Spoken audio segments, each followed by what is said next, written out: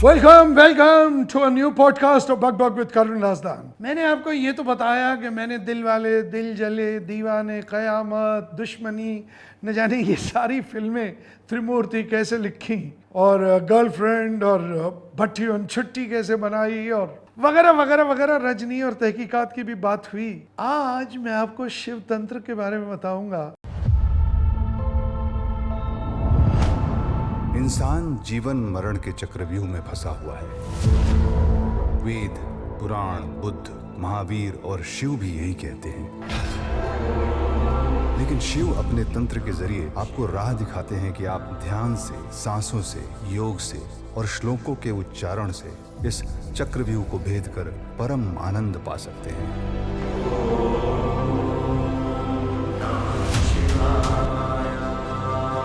आइए इस यात्रा से जुड़ जाएं जो शिव तक पहुंचा सकती है हमें। मैं आपको शिव जी साक्षात रूप में दिखाऊंगा, जो कि एक वेब सीरीज है। 10 एपिसोड्स हैं उसके। वो अमेरिका और इंग्लैंड में चल रही है और बहुत जल्द मेरा ख्याल है वो जापान और जर्मनी में भी चलने वाली है। धीरे धीरे वो इंडिया आएगी। तो साहब, शिव तंत्र ये वेब सीरीज कैसे बनी, इसके पीछे क्या रहस्य था और शूट करते करते कैसे कैसी रहस्यमय बातें हुई, वो मैं आपको आज के पॉडकास्ट में बताना चाहूँगा। तो साहब, ऐसा है कि मैंने कोविड से कुछ 2-4 महीने पहले मैं महाबलेश्वर में था। तो एक मंदिर वहाँ खुदाई में निकला है पिछले 12-14 साल में, जिसका नाम रखा गया कृष्णाली मंदिर। लेकिन वो शिवजी का मंदिर है। कृष्णाली मंदिर इसलिए उसका नाम पड़ा है क्योंकि वहाँ से कृष्णा नदी शुरू होती है। तो मैं यहाँ ध्यान करना चाहता था। ज़्यादा लोग भी नहीं आते थे, सर्दियों का मौसम था। तो मेरे साथ कुछ पॉलिटिशियंस थे, उन्होंने वहाँ के सरपंच से मुझे मिलवा दिया। तो मुझे इजाज़त मिल गई। वहाँ के मुखिया ने कह दिया, वो जो एक मंगेश है जो मंदिर को संभालता है, कि भाई करण जी आया करेंगे तो इनको ध्यान करने देना। मैं ध्यान मग्न हो गया और साहब, ध्यान में मुझे कुछ 3 संदेश शिव जी के मिले और मैंने सोचा कि मैं एक किताब लिख दूं। फिर मैंने सोचा, किताब तो मैंने सीक्रेट लॉ ऑफ ब्लेसिंग लिखी है, तो अब क्यों ना इसमें एक छोटी फिल्म बना दूं। मैंने अपना यूनिट तैयार किया और हम जनवरी में 2020 के शिव तंत्र शूट करने निकल पड़े। अब हमने शुरुआत अपनी कृष्णाली मंदिर से की। वाह वाह वाह वाह वाह, क्या बात है। अति सुंदर, अति सुंदर। जो सोचा था, जो उसकी तस्वीरें देखी थी, उससे भी ज्यादा खूबसूरत है। ये बड़ा ही प्राचीन शिव मंदिर है। अच्छा, कुछ ही साल पहले खुदाई में निकला है और भीतर की नक्काशी बेहतरीन है।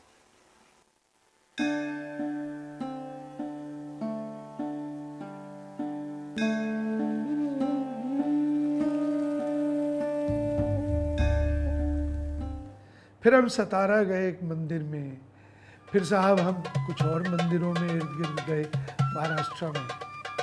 वही में शूटिंग की। बड़ी खूबसूरत जगह है।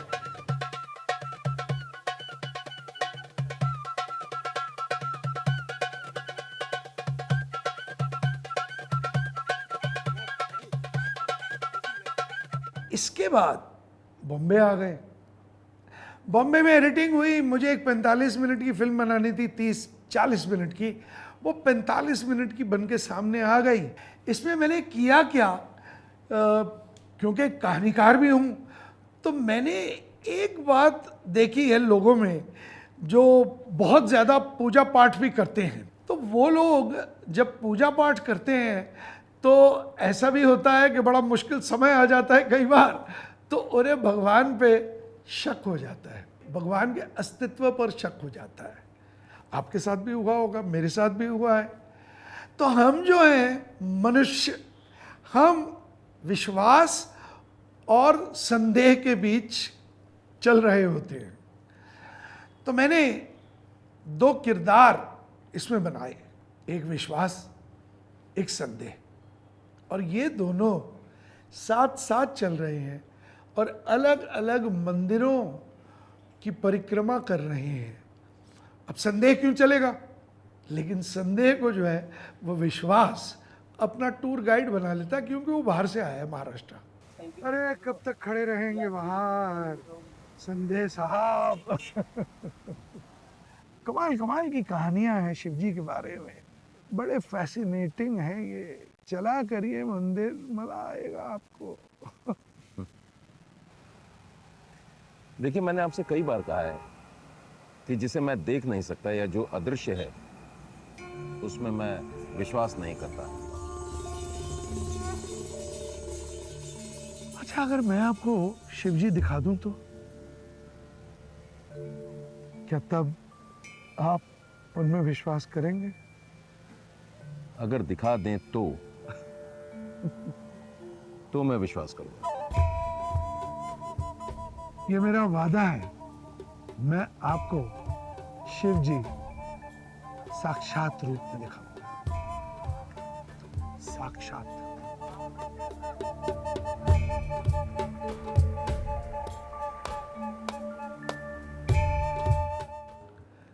तो इस तरीके से विश्वास और संदेह की ये यात्रा चलती रहती है। उन दोनों के बीच झड़प भी चलती रहती है, कुछ बातें भी चलती रहती हैं, और ये शूट करके हम आ गए। अब साहब 45 मिनट की शॉर्ट फिल्म तो हमारे सामने थी। अब यहाँ से चमत्कार देखिए क्या होता है। अब वो फिल्म ने अपनी एक लाइफ ले ली थी, had taken a life of its own and was now dictating to me। वो फिल्म अब मुझसे कह रही थी कि मैं अधूरी हूँ, मुझमें जब तक मध्य प्रदेश के मंदिर शामिल नहीं किए जाएंगे मैं अधूरी हूँ। अब साहब मैंने अपनी यूनिट को बुलाया।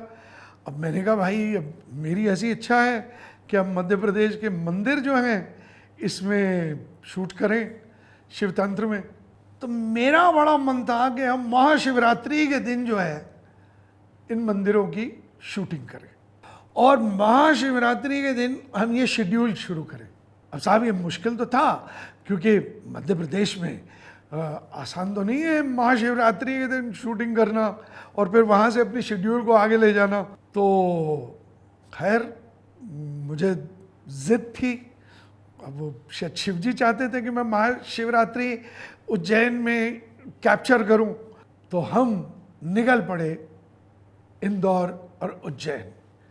अब मैं जानता नहीं था कि गर्भगृह में जाने के लिए जो हम सेवक होते हैं, जो अंदर भक्त होते हैं, उनको तो जाने की इजाज़त होती है, लेकिन कैमरा ले जाने के लिए एक अलग परमिशन चाहिए होती है। अब वहाँ महाशिवरात्रि के दिन हम शूटिंग कर रहे हैं और जब गर्भगृह में जाने की बात आई तो काल भैरव के जो पुजारी थे या जो उनका संचालक थे, उन्होंने कहा वो तो आप जा नहीं सकते, आपके पास परमिशन नहीं है। चमत्कार की बात देखिए, यहाँ से मैंने शिव जी के चमत्कार देखने शुरू किए। वो क्या है चमत्कार? हमें खड़े खड़े, जैसे ही हम निराश हो गए थे, गर्भगृह में शूटिंग करने की इजाजत मिल गई। ये देखिए, शराब का भोग लगा। पूरी तश्तरी खाली हो गई और कमाल है कि आज तक कोई जान नहीं पाया कि इतनी शराब आखिर जाती कहाँ। वो यूं भी नहीं करना पड़ता, वहां तो यूं ही पकड़ लीजिए और वो काल भैरव जी शराब पी लेते हैं। सुना है कि फ्रेंच साइंटिस्ट्स आए थे, क्योंकि मंदिर तो सैकड़ों साल पुराना है, तो इतनी शराब पी चुके हैं काल भैरव कि उन्होंने बोला कि नीचे कहीं तो शराब मिलेगी। उन्होंने साहब बड़ी खुदाई की, एक्सकवेशन की, जो किया, नीचे जाकर एक बूंद शराब नहीं मिली। शराब जाती कहाँ है कोई नहीं जानते। इसीलिए कहता हूँ तांत्रिक हैं शिव जी, इसीलिए शिव तंत्र बनाई। वो शराब कहाँ जाती है कोई नहीं जानता। अब यहाँ से हमें अगले दिन जाना था ओमकारेश्वर। ओमकारेश्वर मंदिर में इतनी भीड़ थी कि मुझे लगता है हजारों की तादाद में, शायद लाख 2 लाख की तादाद में भक्तजन आए थे। अब वहाँ तो गर्भगृह में क्या कैमरा ले जाना, मतलब वहाँ तो आप मोबाइल फ़ोन भी नहीं ले जा सकते, तो कैमरा तो दूर की बात है। तो हम बैठे रहे। मैंने कहा अब तो फंस गए हम, अब शिव जी कुछ तो करो। इतने में मैं क्या देखता हूँ कि जो वहाँ की डीएम है, डिस्ट्रिक्ट मजिस्ट्रेट, जिनके अंडर वो मंदिर भी आता है, वो चली आ रही हैं। किसी ने उनको बताया कि करण औजला आया है शूटिंग करने। उनको लगा कि मैं उनका थोड़ा स्वागत कर लूँ, थोड़ी बातचीत कर लूँ, हेलो हाय हो जाए, और फिर वो अपना काम करेंगे, मैं अपना काम करूँगी। लेकिन मैं तो वहाँ बैठा हुआ था, अपना काम जो करना था, जो शूटिंग करनी थी वो हमने कर ली थी, अब हमें गर्भगृह की शूटिंग करनी थी। तो मैंने उनसे कहा, मैंने कहा madam I want to shoot in the garbhagriha. तो उसने कहा हाँ हाँ, तो क्या बड़ी बात है। तो वो पट बंद होते हैं 1:30 बजे, तो उसके बाद जब खुलते हैं तो 10 मिनट आप करिए ना शूटिंग, मैं आपके साथ चलती हूँ, तब तक हम थोड़ा दर्शन रुकवा देंगे, या कुछ अगर दर्शन लेने आ भी रहे हैं लोग तो उनको बता देंगे कि शूटिंग हो रही है। चमत्कार, फिर चमत्कार हो रहा था। गिरिजापति शंकर गिरिजापति पार्वती परीश्वर शंकर। और हमने जाकर वो शूट कर लिया गर्भगृह। आज वो शिव तंत्र में गर्भगृह आपको इतना खूबसूरत वो ज्योतिर्लिंग के शॉट्स दिखाई देंगे, जितना कैमरा करीब जा सकता है शायद हमारी आंखें में नहीं जा सकती। ओमकारेश्वर के बाद हम गए महेश्वर। महेश्वर में नर्मदा नदी का जो रूप है वो देखने लायक है। सिर्फ वो रूप देखने के लिए आप शिव तंत्र देखेंगे, इतना खूबसूरत उसका वो रूप। और नर्मदा नदी के बीचों बीच एक छोटा सा शिव जी का मंदिर। हम शूट करते करते अपनी बोट्स में वहाँ गए, और वहाँ हमने उस छोटे से मंदिर में, जिसका मैं नाम तक नहीं जानता, वहाँ हमने शूटिंग की। और ऑफ कोर्स शिव तंत्र में गीत संगीत भी है, तो वहाँ एक स्वर लिपि हमारी गायिका हैं जिन्होंने शिव तंत्र के लिए गाया है, तो वहाँ बैठकर उनको गवाया भी और उनकी शूटिंग की। शंकर गिरिजापति पार्वती पतीश्वर शंकर गिरिजापति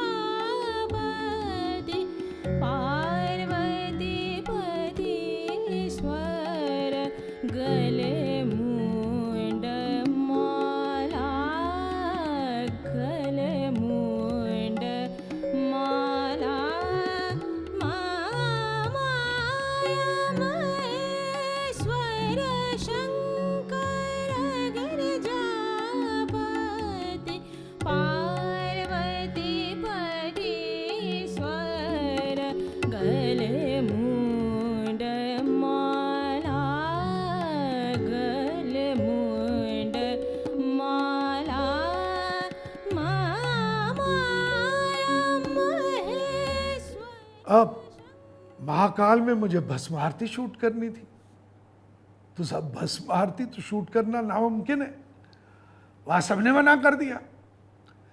तब मुझे किसी का फ़ोन आया हरियाणा से, और उसने कहा कि आप वहाँ शूटिंग कर रहे हैं क्या मध्य प्रदेश में? मैंने कहा हाँ। कहता है फला फला आदमी है, बड़े कनेक्टेड हैं, आप उनसे ज़रा बात कर लीजिए अगर कोई तकलीफ़ वकलीफ़ हो। मैंने उस इंसान से बात की। उस इंसान ने मेरी नहीं, मेरी पूरी यूनिट की व्यवस्था करवा दी महाकाल में, कि आप महाकाल में रात के 12 बजे जाएंगे, आप शूटिंग करते रहेंगे और सुबह 8 बजे तक, सुबह 4-5 बजे मेरा ख्याल है वो आरती होती है, भस्म आरती, वो शूट करनी थी। और फिर उसके बाद कुछ आंगन में शॉट्स लेने थे। कहता है जब तक आप चाहेंगे आप कर सकते हैं। छोटी मोटी रुकावटें ज़रूर आई, लेकिन साहब आपको ऐसा लगेगा कि आप वाकई महाकाल में बैठे हैं, आप भस्म आरती देख रहे हैं। ये वो अघोरी हैं जो प्रतिदिन किसी नई चिता की भस्म लेकर आते हैं सुबह की भस्म आरती के लिए।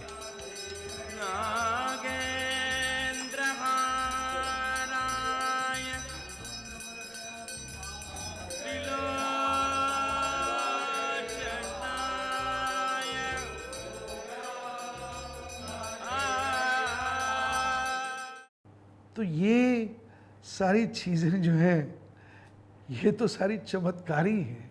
तो इस तरह हमारा मध्य प्रदेश का जो एक शेड्यूल था, शूटिंग शेड्यूल, वो हम वापस आ गए बॉम्बे, उसको एडिट किया।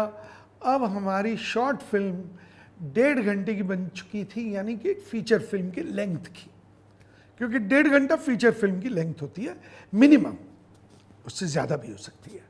अब साहब कोविड आ गया, जैसे ही हमने एडिटिंग ख़त्म की कोविड आ गया, फिर तो उसके बाद लॉकडाउन आ गया। अब लॉकडाउन के बाद एक चमत्कार हो गया कि हमने सोचा, कुछ मैंने और मेरे कुछ पार्टनर्स ने, कि हम हिंदुत्व करके एक फिल्म बनाते हैं, फीचर फिल्म। अब मैं उस सितंबर का मेरा ख्याल महीना था और मैं वो फीचर फिल्म की लोकेशन देखने के लिए उत्तराखंड गया। उत्तराखंड गया तो वहाँ के चीफ मिनिस्टर त्रिवेंद्र सिंह जी थे, तो उनसे मिला। उन्हें मैंने शिव तंत्र के कुछ प्रोमोज भी दिखाए और हिंदुत्व अपनी फिल्म के बारे में बात भी की। तो मैंने उनसे कहा काश मैं केदारनाथ जा सकता। तो उन्होंने कहा जाइए ना, क्या तकलीफ है? मैंने कहा मतलब? कहता प्रबंध करवा देते हैं। मैंने कहा खुला हुआ है वो मंदिर? कहते हाँ वो पट खुले हुए हैं उस मंदिर के, जाइए आप। हेलीकॉप्टर वगैरह नहीं चल रहा है तो आपको चढ़ाई करके जाना पड़ेगा, और कुछ 6 से 8 घंटे की चढ़ाई है, डिपेंड करता है आप कितना फास्ट जाते हैं। हेलीकॉप्टर चल रहा होता तो मैं तो सिर्फ ऊपर से 4 शॉट्स ले लेता, है ना। फिल्म मेकर और क्या करेगा, कुछ इधर के, कुछ आगे के, कुछ इधर के शॉट्स लेके हमने साहब वहाँ घोड़े, खच्चर होते हैं मेरे ख्याल है, खच्चर हायर किए, उस पर अपना पूरा शूटिंग का सामान रखा। हम खुद भी कुछ खच्चरों पे चढ़ गए और जाते जाते केदारनाथ तक हम शूटिंग करते गए।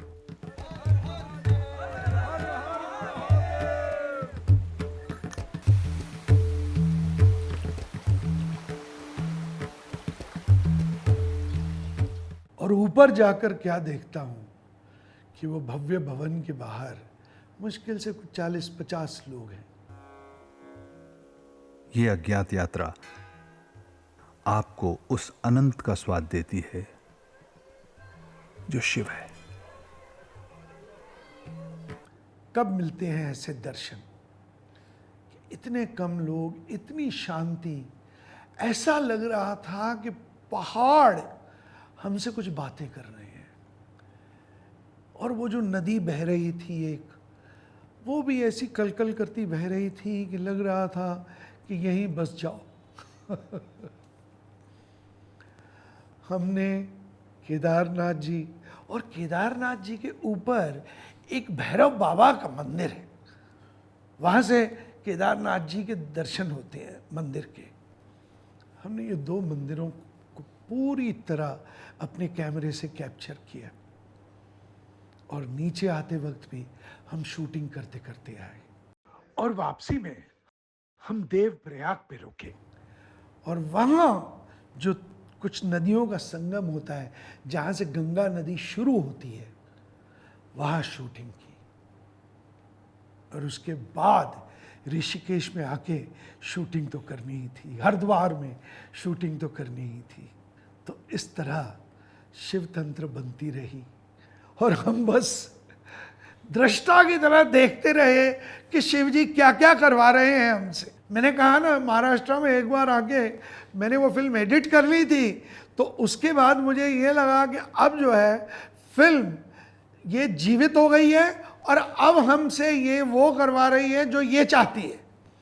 अब हम सिर्फ दृष्टा हैं, हमको सिर्फ इस फिल्म का हुक्म मानना है। अब शिव जी का हुक्म मानना है कि ये करो, ये करो, ये करो। उत्तराखंड का सारा पोर्शन जोड़कर अब फिल्म की लेंथ हो गई थी 2 घंटे 40 मिनट। तो काफ़ी थी, लेकिन 2 घंटे 40 मिनट, अब ये तो पता था कि कोई डॉक्यू ड्रामा आप दिखा नहीं सकते 2 घंटे 40 मिनट का। तो हमने सोचा अब इसको एक वेब सीरीज ही बनाया जाए, क्योंकि महाराष्ट्र के पोर्शंस अलग थे, मध्य प्रदेश के अलग, उत्तराखंड के अलग। लेकिन साहब चैन कहाँ लेने देते हैं शिव जी। मैं गया भोपाल, मेरा ख्याल है कोई मीटिंग थी। मुझे लगा कि अब भी शिव तंत्रा में कुछ मिसिंग है, तो मैंने यहाँ से क्रू को बुलवाया, आधा क्रू वहाँ से लिया, एक्टर बुलवाए और मैंने भोपाल में शूटिंग की 2 दिन। भोपाल और उसके बाहर भी शूटिंग की 2 दिन। अब ये तो हो गया, लेकिन फिर भी पेट नहीं भरा, क्योंकि शिव जी हैं। मैं पहुंचा खजुराहो और खजुराहो के मंदिरों में मैंने इसकी शूटिंग की। हालांकि खजुराहो को आज काम कला से जुड़ी मूर्तियों के लिए अधिक जाना जाता है। वात्सायन के कामसूत्र से ये पोस्चर्स और पोजीशंस इन कलाकृतियों में दर्शाए गए हैं। वहाँ एक कमाल का किस्सा हुआ। खजुराहो फिल्म फेस्टिवल चल रहा था, तो जो वहाँ मुख्य अतिथि थे आने वाले, वो थे बागेश्वर धाम सरकार धीरेन्द्र शास्त्री जी।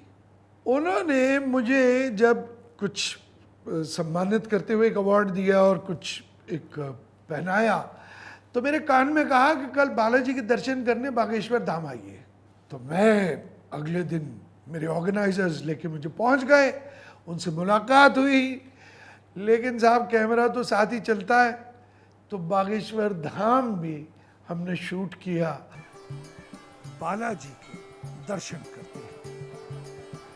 इन सब की एक ही मान्यता है कि धीरेन्द्र शास्त्री जी वो आपके मन की बात पढ़ लेते हैं।